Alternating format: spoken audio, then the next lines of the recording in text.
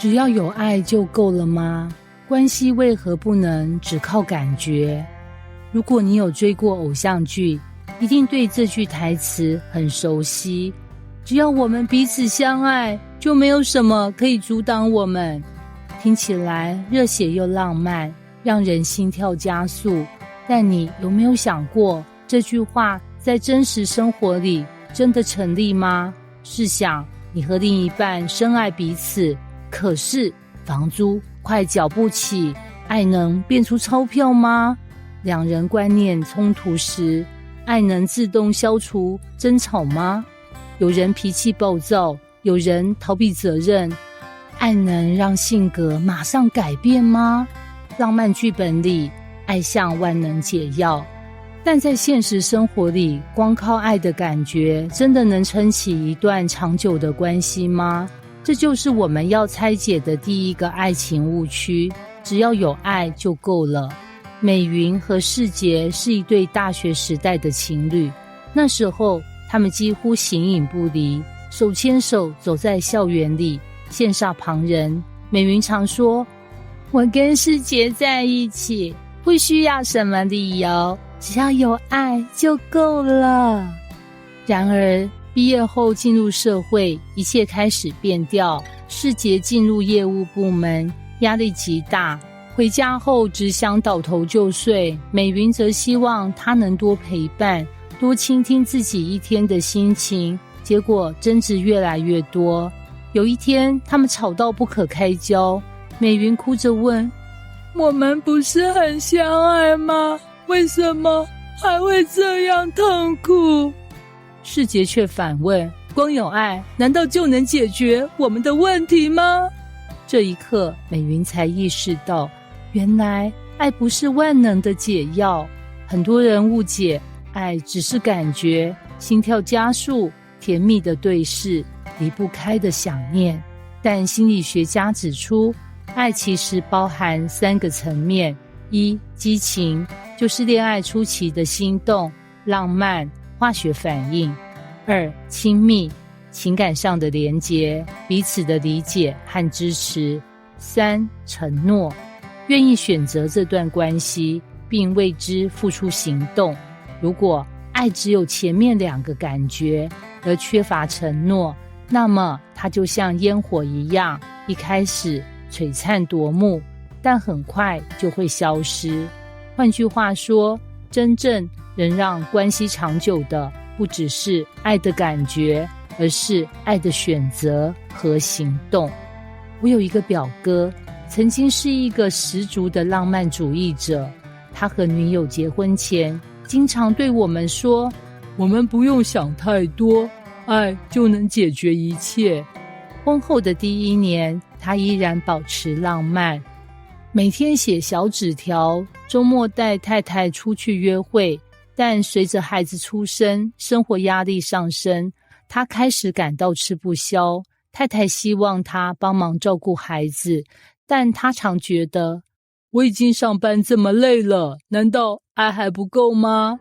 有一次，他忍不住对太太大吼，我那么爱你，你还要我怎么样？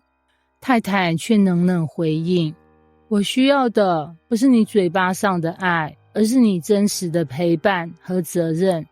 那一刻，他才如梦初醒，爱不是一句口号，而是需要落实在具体的责任与行动里。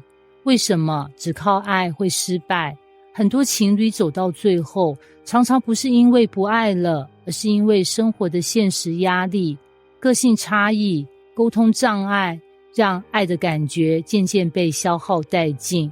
只靠爱无法解决价值观冲突，例如一方想省钱，一方想享受生活，爱不能替他们做决定。只靠爱无法处理责任缺口，家务、财务、育儿，如果有人逃避，另一方再怎么感觉被爱，都会觉得疲累。只靠爱无法自动化解伤害，吵架时若缺乏沟通技巧，爱再浓烈，也可能因误解和言语伤害而破裂。所以当我们以为只要有爱就够了时，往往忽略了维系爱情背后需要的努力。为什么我们这么容易相信只要有爱就够了？原因其实很简单：一、文化影响。从小看偶像剧、电影、小说，爱被描绘成全能力量，似乎只要牵手就能战胜一切。二、逃避责任。很多人不愿意面对现实的挑战，所以选择相信爱能自动解决，省去努力和付出。三、爱情理想化。恋爱初期的甜蜜让我们误以为这种心动可以永远持续，但科学研究告诉我们，激情通常会在1到2年后逐渐减弱，需要用其他元素来支撑关系。那么除了爱之外，还需要什么？答案可能因人而异，但大致少不了以下几点：一、沟通，愿意倾听、理解彼此，而不是各说各话。